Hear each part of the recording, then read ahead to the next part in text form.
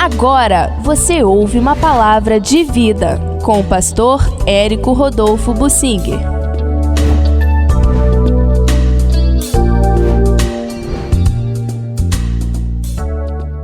Erro do rei Josias nos alerta sobre a nossa natureza humana, que Deus respeita. Deus não quer nos tratar como robôs, Ele não nos obriga a nada, Ele sempre quer a nossa participação consciente. Até nos dons espirituais isto é assim. Quando você vê alguém tomado, e daquele jeito, pulando e tremendo e tal, a pessoa está dando lugar a emoções, mas tem que ser controlada pela razão. A Bíblia é clara, o espírito do profeta está sujeito ao profeta. Deus, pelo Espírito Santo, não toma ninguém em transe. Lá na feitiçaria isso existe, a pessoa é tomada em transe, o espírito se apodera da pessoa, a pessoa fica possessa e ela não tem controle sobre o seu corpo, suas emoções, não tem controle sobre o que ela faz. Mas Deus não é assim. O Espírito Santo nunca toma uma pessoa em transe. Sempre ela terá a razão, o gatilho para fazer isso ou aquilo. Nós é que quando entendemos que o Espírito Santo quer nos usar, nós deixamos, mas somos nós que decidimos. A nossa razão sempre estará respeitada pelo Senhor. E foi por isso que o rei Josias morreu. Fez uma bobagem e Deus deixou que ele arcasse com as consequências. Que bobagem foi essa? O rei Josias era um rei bom, o último rei bom da lista dos reis de Israel e Judá.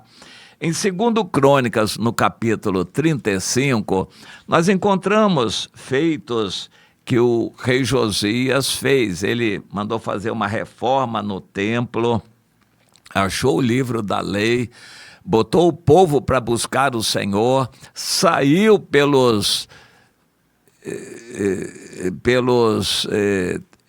locais de Israel e de Judá para quebrar os ídolos. Ele promoveu uma reforma religiosa rigorosa, obrigou o povo a buscar a Deus. E como prova dessa dedicação maior, ele celebrou uma Páscoa que ficou marcada no tempo. Diz o texto, no versículo 18, que nunca se celebrou uma Páscoa como esta, desde os dias do profeta Samuel, e nenhum dos reis de Israel celebrou uma Páscoa como aquela que celebrou o rei Josias perante todo o Judá e Israel. Isso foi no 18º ano do seu reinado. Uma Páscoa como devia ser, segundo os padrões determinados pela lei, assim foi aquela Páscoa. O povo todo participou. Foi algo assim notável, maravilhoso. E Deus, pois é interessante, o rei Josias se converteu de todo o coração, obrigou o povo a seguir o Senhor, os caminhos do Senhor e a celebrar a Páscoa como deveria ser, algo maravilhoso espiritualmente. Mas não adiantou. Deus não mudou seus desígnios através dos profetas, no caso o profeta Jeremias era contemporâneo. Deus disse que não voltaria atrás na sua decisão de destruir a cidade de Jerusalém, o templo e mandar o restante para o cativeiro. Deus não desistiu de seus desígnios, apesar da bondade daquele rei, que começou a reinar com 8 anos de idade, reinou 31 anos. Quando morreu, com 39 anos, morreu novo ainda, mas ele estava decidido a ser fiel a Deus em tudo. mas foi apanhado por uma armadilha. E nós vamos ler aqui então no capítulo 35 de 2 Crônicas, a partir do versículo 20. Depois de tudo isto, havendo o rei Josias já restaurado o templo, subiu o faraó Neco, rei do Egito, para guerrear contra Carquemis junto ao rio Eufrates, e Josias saiu de encontro a ele. Então o que aconteceu? O rei do Egito, o faraó, saiu com um grande exército passando por Judá, só passando, e já tinha passado por Judá, já estava lá na planície de Megido, lá para cima, e ele estava indo em direção ao norte para Carquemis, porque o Império Assírio já estava sendo derrubado e o que sobrava ainda do Império Assírio, eles concentraram a capital em Carquemis, porque a cidade de Nínive já tinha caído nas mãos dos babilônicos. E o que restava da Assíria estava em Carquemis. E o rei do Egito foi lutar lá contra Carquemis. Os historiadores dão uma interpretação um pouco diferente, mas o fato é que o rei do Egito, o faraó, passou com um grande exército por Judá. Ele passou. O rei Josias saiu de encontro a ele para guerrear contra ele. Um pequeno contra um grande. Como se fosse uma Venezuela contra os Estados Unidos ou o Brasil contra os Estados Unidos. Um pequeno contra um grande. O faraó Neco mandou uma mensagem para ele dizendo: ó rei de Judá, o que eu tenho contigo? Hoje eu não vou contra ti, mas estou indo fazer uma guerra contra aquele povo lá do norte. E Deus... Interessante, usou o nome de Deus, o Deus de Judá. E Deus me disse que eu me apressasse. Cuida de não te opores a Deus, que agora é comigo, para que ele, Deus, não te destrua. Isso é impressionante. Um faraó que tinha outros deuses, usou o nome de Deus, profetizando, disse que Deus falou com ele, mandou uma mensagem para o rei Josias, dizendo que não deveria se meter naquilo e que se ele se metesse, ele morreria. Evidentemente, o rei Josias não acreditou. A gente não acredita quando um estranho usa o nome de Deus. A gente tem supostamente intimidade com Deus, nós temos profetas para quem ou por quem podemos consultar a Deus, mas se vem um de fora e diz que fala em nome de Deus, em princípio a gente não recebe aquela mensagem como profética de Deus, e foi o que aconteceu. O rei Josias disse: esse faraó está mentindo, enganando, só para eu não lutar contra ele, mas eu vou lutar. E lutou. Versículo 22, o rei Josias não tornou atrás, antes se disfarçou para pelejar contra o rei do Egito, e não dando ouvidos às palavras que o faraó Neco lhe falara da parte de Deus, saiu a pelejar no vale de Megido. Pois é, ele não acreditou, se disfarçou, entrou como um soldado comum para comandar a guerra contra o faraó. E novamente o texto bíblico diz que o faraó tinha falado em nome do Senhor, mas o Josias não deu ouvidos. Os flecheiros atiraram contra o rei Josias, e ele disse ao seu servo: tirai-me daqui depressa, porque eu estou gravemente ferido. Seus servos o tiraram do carro, levaram-no para o segundo carro que tinha e o transportaram a Jerusalém. Ele morreu e o sepultaram nos sepulcros de seus pais. Todo Judá e Jerusalém prantearam o rei Josias. Então foi Deus que falou mesmo através do faraó, mas o Josias não acreditou. Como pode Deus falar através de um ímpio? Fala. Deus fala através de um feiticeiro? Fala. Deus fala através de um animal? Fala. Deus fala através de uma pedra? Fala. Deus pode falar de qualquer maneira, porque Ele é Deus. Ele é Deus. Nós não temos que bitolar. De vez em quando aparece algum iluminado aí dizendo, pois é, na Bíblia nós não encontramos, Deus nunca fala dessa maneira. Deus fala como Ele quer, Ele é Deus. Nós podemos pensar o que quisermos, mas Deus é soberano. No caso, Deus falou através do faraó. O Josias, no caso, tinha a obrigação de consultar a Deus. Então chame um profeta aqui e vamos consultar a Deus se realmente isso é de Deus. Mas ele não fez isso. Ele já estava determinado a ir para aquela guerra.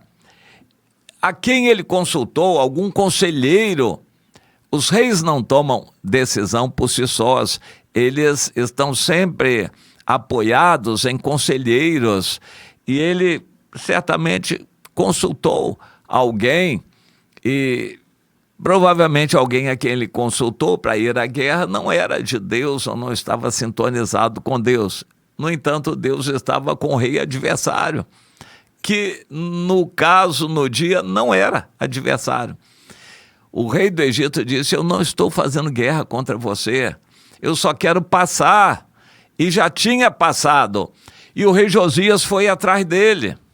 Ou seja, muito teimoso, obstinado, determinado a fazer aquela guerra, uma guerra que não tinha razão de ser. Uma guerra desnecessária.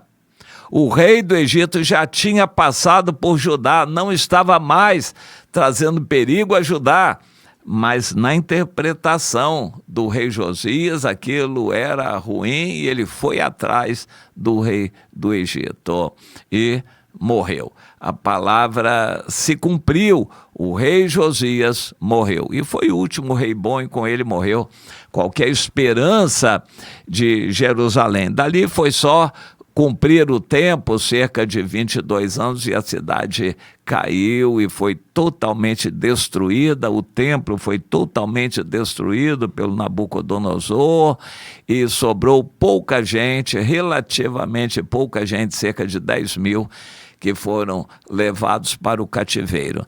De um país de milhões na população, sobrar só 10 mil é muito pouco. Foi só a elite, os nobres, o rei Joaquim que se rendeu, alguns artífices e pessoas que tinham alguma habilidade profissional, levaram os livros sagrados e essa elite de cerca de 10 mil pessoas foi levada para o cativeiro e o resto de Judá totalmente destruído. A palavra de Deus se cumpriu.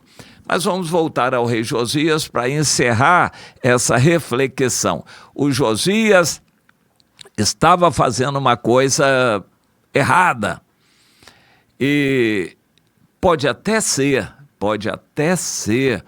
que ele se baseava numa profecia anterior da profetisa Hulda, que dizia o seguinte: Deus decidiu destruir Jerusalém e o templo também, mas este rei, o rei Josias, por causa da sua piedade, vai ser salvo e ele vai morrer em paz.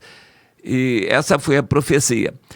Pode ser que o rei Josias tomasse isso como uma garantia de que ele não morreria. Ele poderia fazer o que ele quisesse, inclusive as guerras que ele quisesse, porque ele morreria em paz.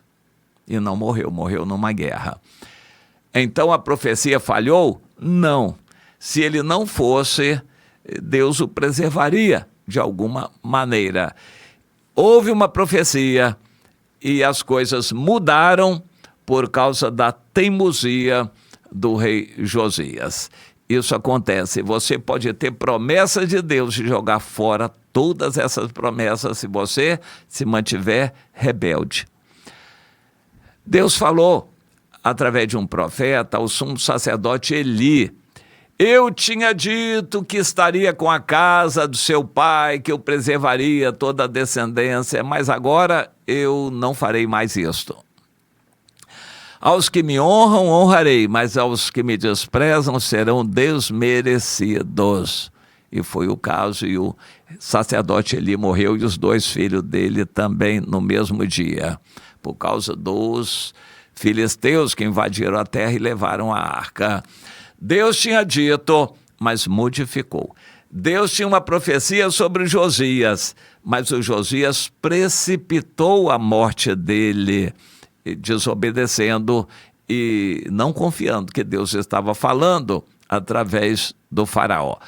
Nós temos que ter a mente aberta. Deus pode usar quem Ele quiser para falar conosco. Nossa obrigação é consultarmos a Deus. Senhor, essa palavra veio de alguém que eu não conheço. É realmente tua? O Senhor confirma isto. Deus, eu tive aquela visão, alguém teve uma revelação. A gente tem obrigação de conferir. Senhor, é isso mesmo? O Senhor confirma essa palavra, é isto? Eu não quero estar errado, Senhor. Estou pronto a mudar, estou disposto a mudar. O Senhor confirma.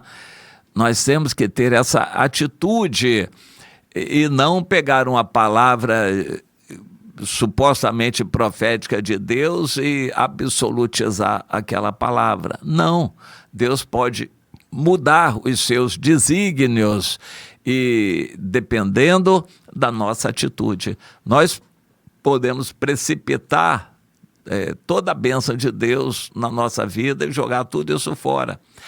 Alguém que trabalhou, serviu a Deus, no momento em que se desviar, Deus coloca isso. No capítulo 18 de Ezequiel, no momento em que você se desviar, você joga fora tudo aquilo que você fez de bom para o Senhor. Ele vai se esquecer de tudo aquilo, ele vai considerar o pecado que você cometeu dali por diante. Deus já tinha perdoado você, ele vai voltar atrás do perdão. Lembra que Jesus contou na parábola daquele servo que não quis perdoar o seu conservo? O Senhor falou, eu tinha perdoado, mas agora eu vou voltar atrás e você vai pagar por tudo aquilo. Vamos entender isso. A nossa atitude condiciona a palavra de Deus, as profecias de Deus a nosso respeito. Você pode jogar fora tudo que Deus já falou de bom sobre você, quando você decidir desobedecer. Nós temos uma participação fundamental no nosso futuro. Eu costumo dizer, o seu futuro depende da sua decisão hoje e não da de ontem. O seu passado não vai determinar o seu futuro, é o presente que vai determinar o seu futuro. Você pode ter recebido coisas maravilhosas de Deus no passado, mas se o seu presente é de negligência, rebeldia, carnalidade, endurecimento pelo pecado, você estará jogando fora tudo o de bom que você já fez e que Deus fez em você. Cuidado, meu irmão, para não perder tudo aquilo que já alcançamos com esforço. A Bíblia tem muitas passagens sobre isso. Cuidado, tenha zelo agora, para você não perder todo o seu passado. De agora por diante, renda-se, derrame o seu coração diante do Senhor, seja humilde para não perder tudo o que já foi feito. Deus é assim. O rei Josias nos ensina, um rei bom, que tinha tudo de bom, palavras de Deus para ir bem, ele jogou fora tudo aquilo e morreu precipitadamente aos 39 anos de idade, porque ele quis. Que Deus nos dê compreensão disto, para aprendermos com o erro dos outros e não repetirmos. Se quebrante, meu irmão, ouça a voz de Deus hoje falando ao seu coração.